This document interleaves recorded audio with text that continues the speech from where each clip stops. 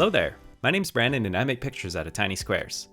And I'll be doing more of that today, eventually, but for now I'm getting things started with a good old-fashioned rough sketch on paper to plan out a pixel illustration that I'd like to make. On my channel I've got a recurring series of 1-bit pieces that follow various scenarios and adventures of a cyborg detective boy, and these are styled in a sort of low-fidelity retro game presentation. It's been on my mind to make another entry in the series, but recently I've also been wanting to try my hand more at larger pixel illustrations.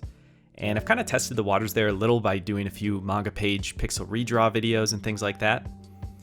So I thought, why not try a larger illustration for the Detective Boy series? And it felt like it'd be useful to first rough out some things by hand on paper, and then use this as the basis for a final pixelated version. Now, compared to pixel art, I don't always feel as confident in my hand-drawn work like this. It's just not where I've put the majority of my artistic skill points, as it were. But what's more important than that is actually that it's just really fun and quite relaxing too to do this. And, that's more than enough reason to give it a shot.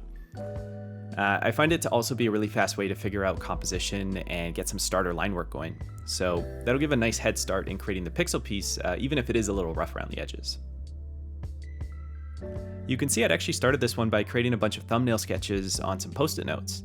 And that's actually really the fastest way to hammer out a few broad compositional ideas. I was trying to get something going with this idea of there being like a flashlight beam kind of shining over him and doing this like split appearance where you see his robotic inner workings revealed by that light. But I couldn't quite get the flashlight placed in a natural way, so I'm going to shelve that idea for now. But compositionally, my favorites were actually these ones here with the boy and the cat in the lower part of the page, and then some sort of details placed in the upper area to kind of frame everything out. So right here, I'm planning out that framing by drawing in a large circle behind the characters. Now, this isn't going to be a large spotlight shape or anything that's filled in exactly like that, but it's just sort of a guideline to direct the flow of those additional details and hopefully end up with something that looks pretty dynamic along that curve. As for what that thing actually is, I'd been thinking about creating something around a small moment that might happen, rather than trying to turn this into like a big epic movie poster with a bunch of different characters and stuff like that. And I thought it'd be pretty dramatic to imagine some sort of flying robot that breaks into the boy's office and kind of messes things up, sending a bunch of papers flying everywhere and just generally being chaotic like that. I had been playing around with a big swooping cable design in one of the thumbnails, so I brought that into the robot as well. So the whole thing is kind of like this robotic flying squid, except it's more of like a giant vacuum paper shredder kind of thing, which, suffice it to say, would be pretty devastating to unleash in an office that does carry a lot of hard copy documentation and stuff like this. In filling out the rest of the space, I'm not particularly focused on an incredible level of detail, or even necessarily concerned with some of the objects that I'm drawing in. It's more just the idea of having a bunch of papers and debris and all that kind of stuff that fill out the space. And when I eventually do the final version, I can either find some more locked-in appearances for these shapes, or I can just leave a few things kind of being abstract like that.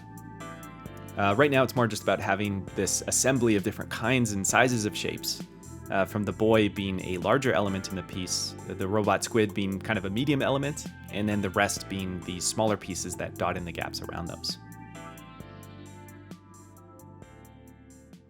So in the end, here's where I've landed with that rough sketch, and I'm actually really pleased with how this one came out. As I said, a lot of the finer details here were left a bit abstract, but this is certainly more than enough to get us started on the pixeling.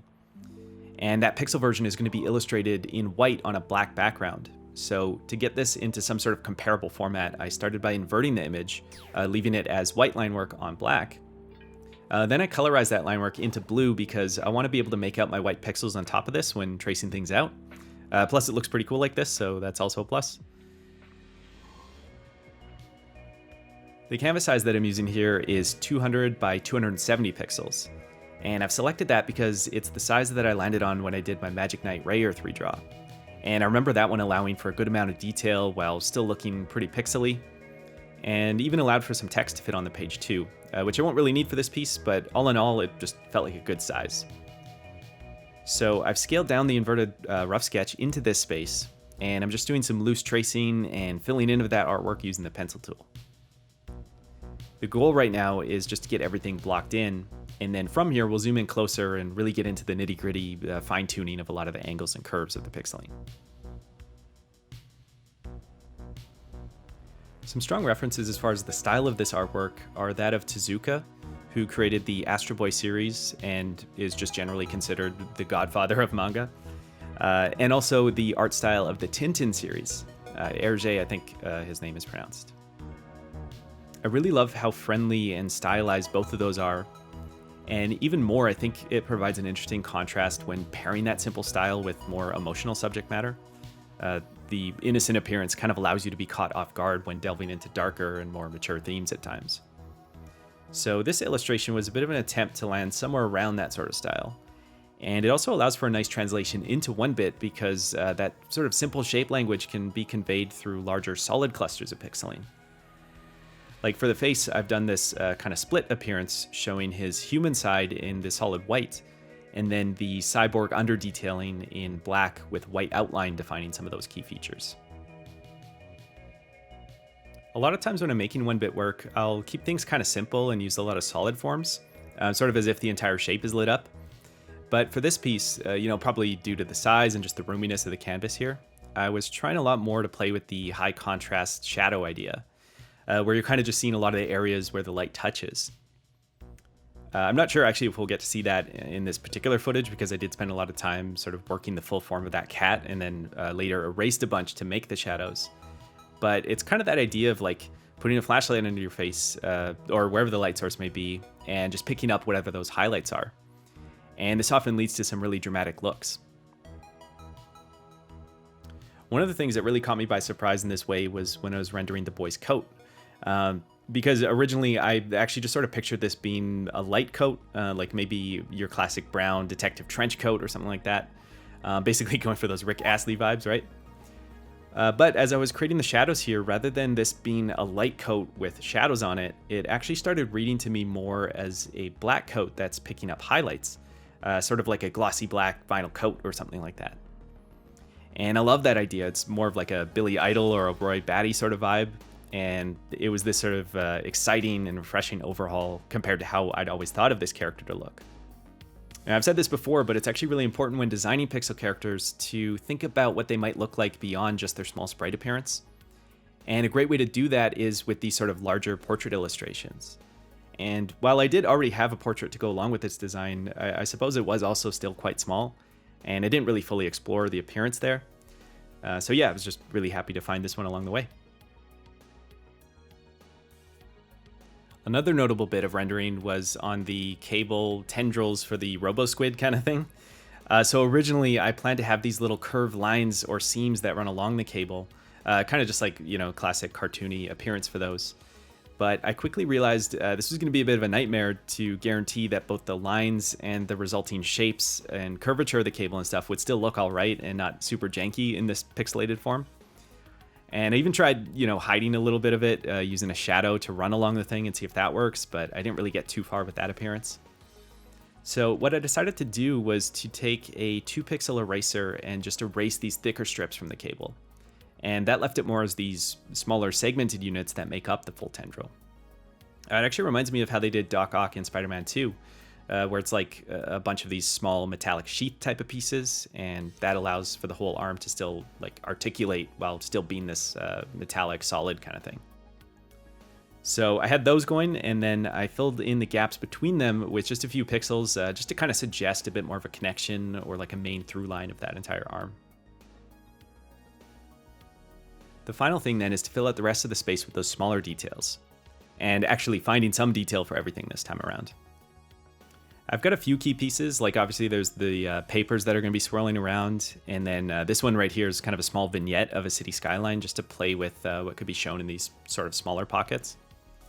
I kept referring back to the rough sketch, and particularly some of the thumbnail sketches as well, because what the thumbnails are really good for is that because they're so scratchy and rough, even though there might not necessarily be intentional details within them, sometimes you can kind of find things in that noise, sort of like seeing faces in the clouds. So they're kind of fun to pull ideas and textures from. Another thing that I've used to pad out the spaces here is to add shapes in this sort of checkerboard dither pattern. And that ends up looking really nice from a distance because it sort of adds this other dimension, this sort of 50% brightness. It's kind of like having a gray tone to work with, even though this is just a black and white palette. So with all of this coming into place, let's go ahead and take a look at how the final piece came out. Here we go.